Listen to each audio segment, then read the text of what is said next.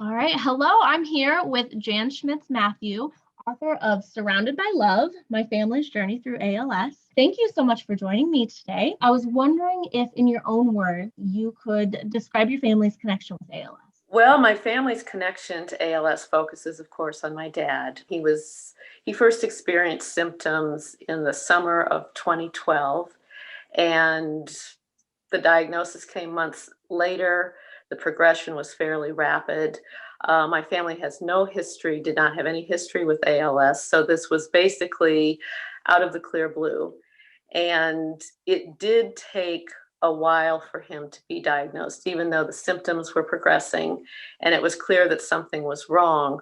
It took a while to rule out a lot of other things and to land on a diagnosis of ALS. So basically, our experience stemmed from symptoms started in the summer, and basically the following October is when he lost his battle. So from the time of his official diagnosis to when he died, it was only 7 months. So it was a rapid progression, and it was something that we constantly, my mother in particular, had to constantly adapt to, because things moved rapidly. You would think you had one thing figured out and then something else would happen. So that is our personal experience. I know every case is different, but that was our personal experience with it.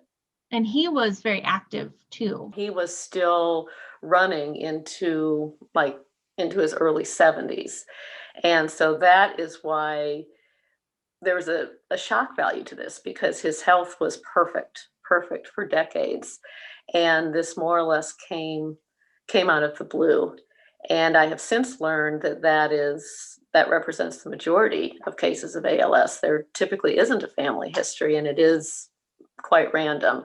But my dad was because he was so active, he was very in tune with his body. So when he first started feeling symptoms, when he would try and run and then later even walk in the neighborhood and had kind of the foot drop, he right away knew, well, something is different with that. What made you want to write this book? Well, I did not honestly set out to write a book. That was not my original goal. I started writing essays after each time that I would visit my dad.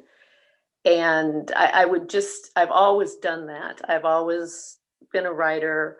That comes naturally to me, particularly when I'm trying to process something. I've done a lot of personal journaling, personal essays. And so that came very naturally to me when Dad first started experiencing his symptoms, and then throughout the progression and the diagnosis. I visited as frequently as I could, as did my sisters. I'm about 3.5 hours away from South Bend. And after each visit, I would take notes as I was there. And after I got home, I would just formalize that into an essay, just as a means of processing my feelings, trying to wrap my head around what was happening. After my dad died, I continued writing, and I think initially that was just a way to process, again, my feelings, my grief. I'm a member of a couple of different writing groups, so I would share my essays with fellow writers. And over the course of, I would say, a couple of years, it became apparent that I had a manuscript. And at that point, I started thinking of it differently in terms of how to organize the information, how to put it into chapters, how to create a thorough picture of my dad, not just ALS. That was not his entire story by any means. So I incorporated other aspects of his background, his childhood, some of the essays he wrote, and eventually it all came together. It was probably 6 or 7 years of a labor of love. I love the inclusion of the personal essays and the emails from your father. Was it his writing that got you into writing? Actually, his background, he's a chemical engineer. So he was more math science, which frankly I never touched. But he just had a real heart for his family history and for his childhood memories. And so he basically wrote essays. I don't even know if, yeah, I would call them essays about growing up in Carlisle, Illinois, small town in Southern Illinois, and stories about his grandparents, his siblings, his boyhood experiences. And he was frankly a little bit embarrassed about his writing. He kind of questioned the value of, why am I even doing this? But he enjoyed it. And every time I would come home, and this was before his illness, I would just ask to see whatever he had written. And yeah, he'd drag it out of his files, and then I'd ask him to make me a copy. And so I kept those. And then after he died, I went through his files and found several others. And that kind of got me, I realized how much we had in common, my dad and I. And so I linked my memories to his, and that is basically the first chapter of the book, is kind of tripping down memory lane with him. I love that. And it's such a gift. We talked a little bit earlier about how this is your family's journey with ALS, but it's also, it's also much more universal, as all our like family stories are. Right. I think although ALS is a very unique experience, and people who have journeyed through that know that they get it. But I think the book, as I see it, also has a universal aspect. Anyone who has seen a loved one suffer through a terminal illness or a long-term illness, I think much of what I've put down in the book will resonate with them, because there's a sense of helplessness, a sense of wanting to do something good with it, but struggling with that. And I think especially with ALS, at least based on my family's experience, it can be isolating. There's a lot of aspects to ALS that aren't well understood. It's a rare disease. And in our case, the most challenging part was how rapidly the symptoms occurred. And it was a constant challenge. A big breakthrough came when my mom realized that she couldn't do it on her own anymore. And that's, I would say, the last 3 to 4 months, they did have caregivers that came in, and home health care nurses, just anything that was required, all the equipment, everything else. And you go through a period of time a little bit denying that or hoping that won't happen, but it was apparent, and it was a brave thing for her to do, to ask for help, because that's not how she wanted it to go.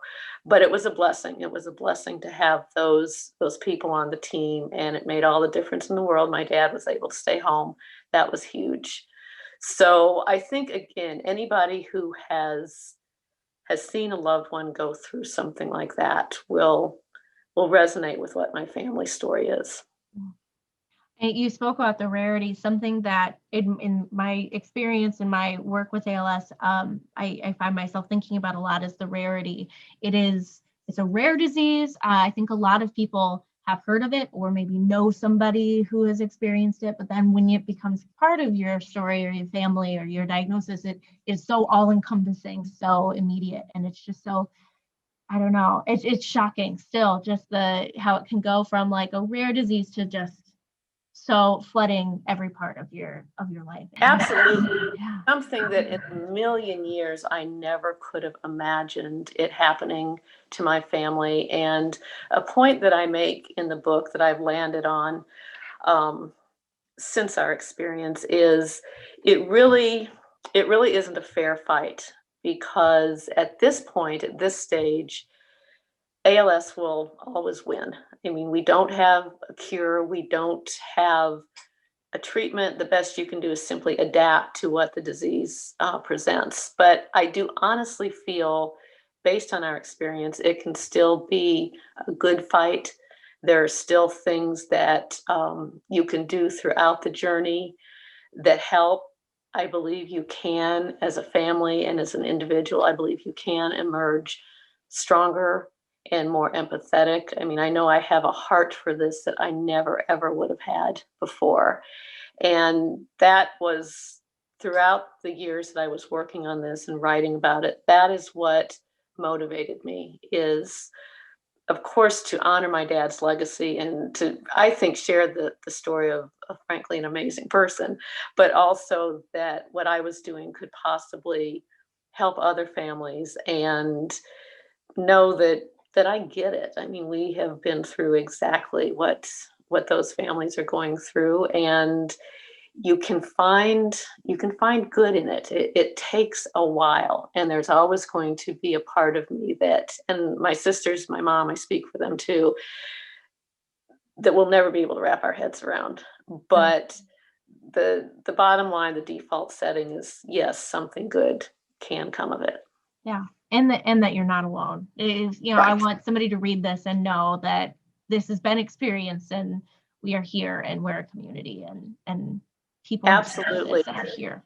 And we had so many, my parents were blessed with so many good friends and so much support in South Bend, people from Champaign. I mean, surrounded by that.